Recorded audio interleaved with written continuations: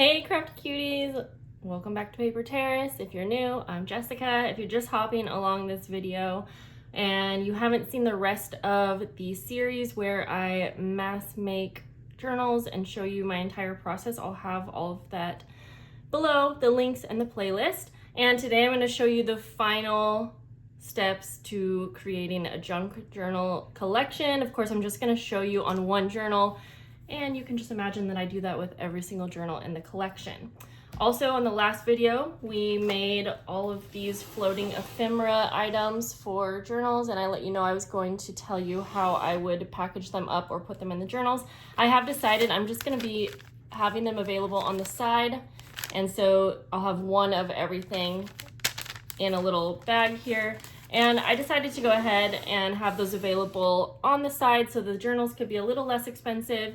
And if someone's buying a journal and they also wanted the floating ephemera, I'll have some kind of a discount where you can purchase both and, you know, still get a little bit of a discount. Anyways, let's get into the last steps, which is binding. I go through these journals one by one, and if you remember on the last video where we worked on the actual journal, we made sure that we had all of the inside covers done, and we have all of our signatures ready to go. I'm not going to change anything about these. These are just going to get sewn straight into the journal.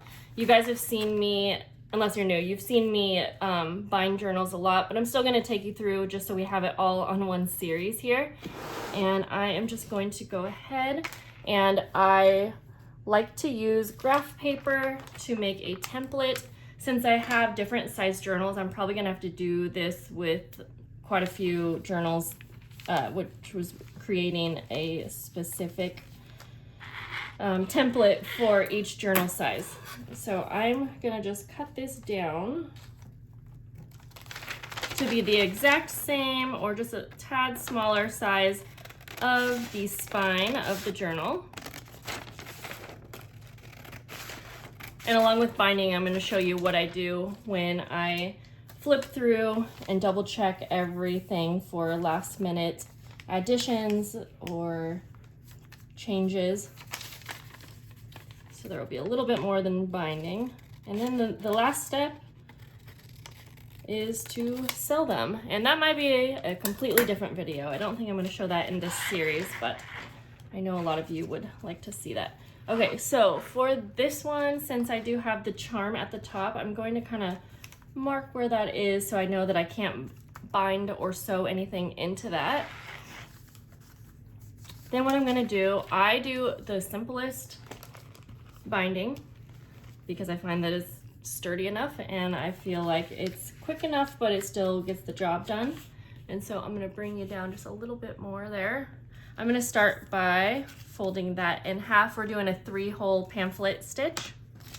I'm doing these folds just to help me evenly distribute the binding holes, if that makes sense.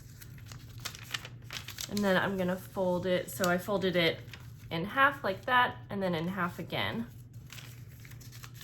Try to go a little slower. Then I'm going to fold lengthwise in half, and this is just so I can know where the middle point is. I'm going to use my pencil to mark where I'm going to be punching holes into the spine of the book. I have 4 signatures, so I need 4 lanes of holes. And so I like to put a little mark in the middle here just so I can see that's the exact middle. And now I'm just going to evenly distribute those 2 lanes. So there's not like a science to this. I don't exactly measure or do an exact length between each hole. I mean, the reason I'm moving this around is because I'm trying to see the fold marks and the middle point. And so I went 1, 2 over. I'm not taking too much time to explain this part because, like I said, this part I'm just kind of evenly distributing the where I want them to be bound. So you'll see there's a little extra space between these two, but I like to do that because it gives a lot more room for dimensional things. Now I'm just gonna copy where those holes are all the way down on this fold mark and this fold mark. so I can just use my graph paper to kind of help me see where those would be. I hope this is making sense. Like I said, I've done this so many times that sometimes I tend to go a little fast. And then down here on my last fold mark, I'm just going to mark my little dots here. I don't need to worry about putting anything on that center line. I just had that so I would know where the center was so I could see it a little bit better. Okay, so I'm gonna, just so it doesn't confuse you, I'm gonna put an X over this, and that means I'm not binding a hole in that spot. I hope that makes sense. Now I'm gonna go ahead, take my journal, I'm gonna place this back down. Oh, also, always write a T at the top, even though I marked where that charm is. Always mark a T so that you will not mix this up, because that is a huge mistake that so many of us make. Now, I'm just gonna go ahead and actually punch a hole where all of the dots are marked. I'm using an awl. I got mine from, whoops, there's some glue on there. I got mine from Amazon. In fact, I got a whole kit. I like it. It's good quality, works great, but you can get these all over. Now I'm just carefully not gonna punch a hole into my finger, but I will just continue here to punch those holes. And then I'm gonna use this same binding template to punch the holes into my actual signatures, and I'll show you how we'll do that. So let me just finish this and I'll be right back. Once you have all the holes punched in your actual journal, you can go ahead and start punching the holes in your signatures. Go ahead and place these in order how you want them to be in your journal. And I think I already did that in the last step, but I'm just gonna go ahead and make sure, yes, I like how this is. And then I'm gonna flip this over so that I'm starting with the last one first. And I'm gonna open this up to the center. Now, I don't always do this, but it's a good idea to take some paper clips, just take the extra few seconds and place everything together like that. This is gonna help make sure that the holes that we punch aren't gonna be moving around too much, and everything will stay in place. Now, I'm gonna take my binding template here, and I'm gonna re-fold that in half lengthwise just to give me a good fold mark. Now I'm gonna so I already have the X in the very center. I'm gonna place an X on the same lane going this way so that I'll know where to punch those holes easily when I place this. I'm gonna place this in the center now of the signature. If this is a little bit shorter, I'll just evenly place it in the middle. Now I like to kind of fold that again. And how I like to do this part is I like to keep my signature like as a V, if that makes sense. I'm gonna be punching the holes straight down into that V, and that's gonna help make sure that we go straight into the center rather than like the side. And I just punch the hole. You can have something underneath this if you want, but I don't. And I just kind of pull up. So we end up like that. And I just do this all the way down. And then I'm just gonna copy that for all of my signatures. I'm gonna keep this one top, make sure the top's at the top, and then I'm gonna place it over here. And then I'm gonna just do the same thing. Make sure that you have it completely open to the center.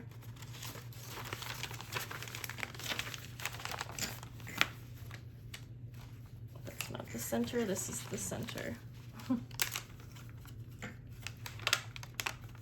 Nope, that was the center. So definitely just take your time here to make sure that you actually, have it open to the center. And then again, if you want to add some paper clips, especially if you have anything that's like super bulky or little pieces that could fall out, and then go ahead and keep punching the holes. So I'm gonna finish punching the holes in all of my signatures. One thing to keep in mind, if you are binding an envelope in the center, and you want the envelope to be closed shut to kind of hide any of the binding, just make sure that you have that flap open before you punch the holes. Okay, so I'm done with those now, and now it is going to be time to thread our needle. So I have my stack from top to bottom, but I'm going to start by sewing in the very last one. So I'm going to flip those over again. I'm going to grab this and I'm going to take my binding thread. I use a waxed linen thread from Amazon. And I am going to just measure the height of my signature 3 times. It really doesn't need to be 3 times. It could be like 2.5. I just like to have extra to work with. It makes it a little easier. And then I'm gonna need, I have 4 signatures, so I'm gonna go ahead just while I have this out and copy that length 4 times so that I'll have my 4 pieces of binding thread just ready to go. Because again, I'm always kind of working in assembly line style all throughout the process. For me, again, that's just what works, and it seems like for a lot of people. Okay, because then I can just put all of this away with scissors, and then we're just going to take one of those, go ahead and thread our needle. I just pull it through a little bit, like a few inches, leaving that tail. Then we'll take our journal and we're gonna go ahead and sew this into the very last lane on the right. And again, this is so simple, but I'll just show you so that it's all here in case maybe this was your first time creating journals. I'm gonna sew through the middle hole of my signature into the middle hole of the spine of the journal all the way out. Since I used a few layers of fabric, you might see pulling like this, but that's all gonna be fine. It'll all go back together. I leave a few inches on the inside, and I just make sure not to pull it through, but if you need to tape this down so that you don't pull it through, go ahead and do that. Then we're gonna go ahead, and it's a little tricky to show on camera, but I'm gonna go up to the top hole, and again, since this is fabric, this can be a little tricky to see. If I can't see it at all, I will take my awl again and kind of re-punch that hole. Again, this is a little easier when I'm not filming, but I'm trying to see where that is. Then I can kind of just see where the hole is. It's hard to show you. It kind of makes like a fresh hole, and then I can go in all the way into the top, all the way through. Make sure to pull it all the way, and then we're just gonna go down to the bottom hole and sew all the way to the outside.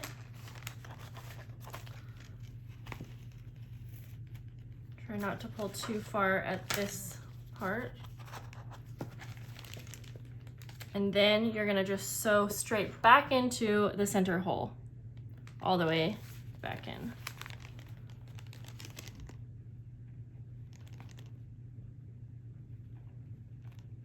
It's gonna be a little tricky, so just take your time. I'm realizing that you can't even see me. Okay, all the way into the center. When you have that needle coming up, you'll want this to be on one side of that middle, the middle string that we have here. You want one end to be on one side and one to be on the other. It doesn't really matter which is which. And then you're gonna make sure to pull this tight. I always double check to make sure the strings are not caught on anything. Pull tight, and then go ahead and make your knot. And then we just copy that for the other 3 signatures. So I'm gonna do that off camera so that I can show you the final touches of this journal making collection. So once I have it completely bound, now it's time to do my very last flip through. And at this point I have scissors and glue in case I need to fix anything along the way. And I have a little folder here of just completed like ephemera items if I wanted to put anything in the pockets, like for instance, sometimes I'll just see a spot where I might want to add an extra little something. So I'm going to go through this entire one with you, and then I will let you be as I go on to the next 19 journals in this set. And it definitely takes some time. I don't put things in every single pocket, but just where I feel like I might want to add something. For the most part, I'm just making sure that like nothing needs to be glued down or opened up. Like for instance, right here, I'm gonna trim those a little bit more. And I'm going to glue this envelope shut. And then I want this to be a pocket, so I'll probably do a top loading pocket. So I'm just gonna go just like that. And then this does look a little plain to me, so I will probably add something there. And just another little envelope like that. An envelope on an envelope.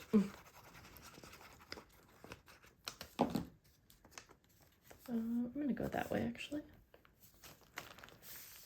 Remember, I'm trying to keep space in these journals for the recipient to actually be able to use them and put their own things in here. So I'm not gonna put something in this pocket.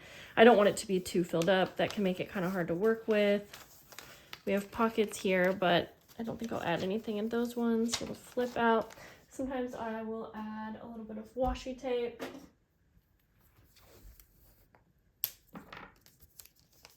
Washi tape's a great little addition if you don't want to take up space or do too much, but it kind of starts the page out. I've got something there. And I do this pretty quick. It's really just a last minute thing because I've already gone through this journal so many times.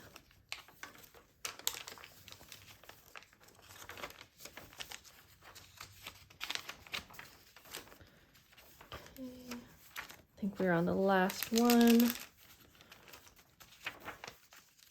Pockets here. Maybe I'll add a little something here.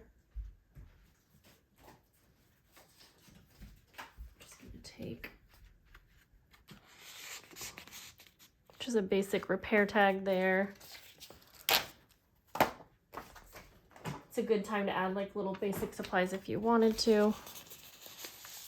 A little piece of ephemera there. Put a guest check in here.